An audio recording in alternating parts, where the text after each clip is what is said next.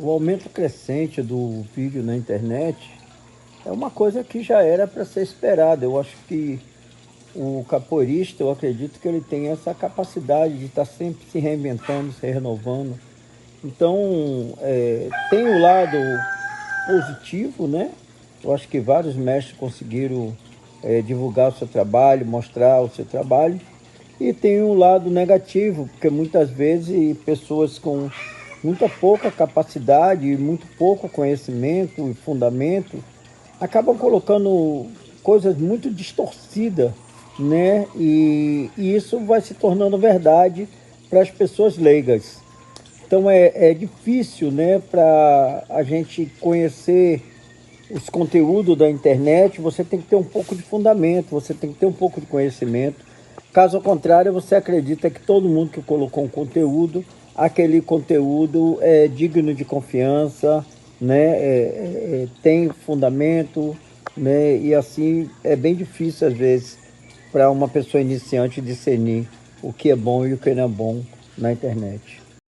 As aulas de curso na internet, ela de uma certa forma, ela tem o seu lado positivo, né? Porque alunos que nunca tiveram oportunidade de vir no Brasil ou de ter contato com certos mestres, eles conseguem de repente ter uma interação, aprender algum movimento. Então, assim, os cursos também muitas vezes transmitem algumas coisas, né? Um pouco de fundamento. Mas a maioria dos mestres que realmente têm conhecimento, eles não estão na internet, né? Eles preferem passar esse conhecimento de uma forma mais direta, né? A antiga forma de transmissão do conhecimento, né? Então, assim, é bom porque ajuda a divulgar a capoeira, leva a capoeira para lugares nunca imaginados. Pessoas têm acesso aos mestres e, por outro lado, muitas vezes essas pessoas que têm o acesso à tecnologia não são as pessoas que têm o fundamento da capoeira. Eu dou aula pela internet, né? Eu tenho um pequeno grupo de pessoas que já vão fazer 2 anos. Nós iniciamos na pandemia e até hoje nós estamos juntos, mas é um grupo do qual a gente somos mais amigos, que trocam informação, né? Um grupo pequeno de pessoas, e a gente tem a oportunidade de estar trocando ideia, não só sobre o movimento, fazendo aula, mas também vários outros assuntos, né? Discutindo, tendo discussão online. Então, assim, eu acho que a aula online ela tem uma parte boa, né? Como eu falei anteriormente, de mestre poder estar transmitindo seu conhecimento, mesmo sem ter a presença do aluno fisicamente. Mas a distância é sempre um problema, porque muitas vezes a gente não consegue ver o aluno como um todo, não consegue sentir o aluno. Então essa distância também, ela tem o seu lado prejudicial. Durante a pandemia eu consegui, inclusive, interagir com vários alunos meus, né? A gente conseguiu, de uma certa forma, trocar informação, fazer aula, conversar, e assim, ajudou bastante, né? Porque o isolamento ele foi muito difícil para nós capoeiristas, que precisamos de uma comunidade para poder estar interagindo.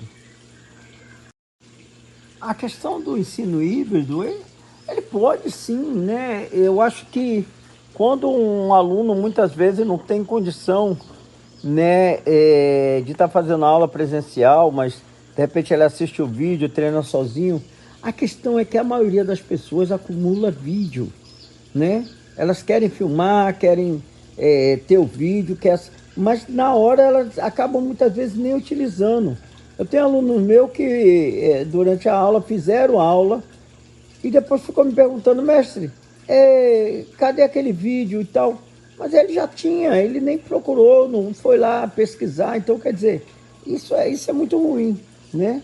Então, eu acho que a aula presencial ela tem um foco maior em cima do trabalho que está sendo realizado. Nós temos que entender a capoeira como uma ferramenta, né?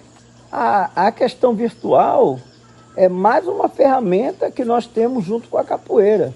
Então, como toda ferramenta, ela pode construir e pode destruir. Não depende muito da ferramenta em si, mas depende de como a ferramenta está sendo utilizada.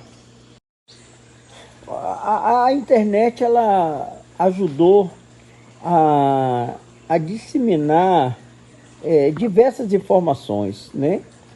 Por um lado, há alguns mestres que transmitiam algumas informações que não se condizia com a verdade histórica ou qualquer outro tipo de conhecimento, né?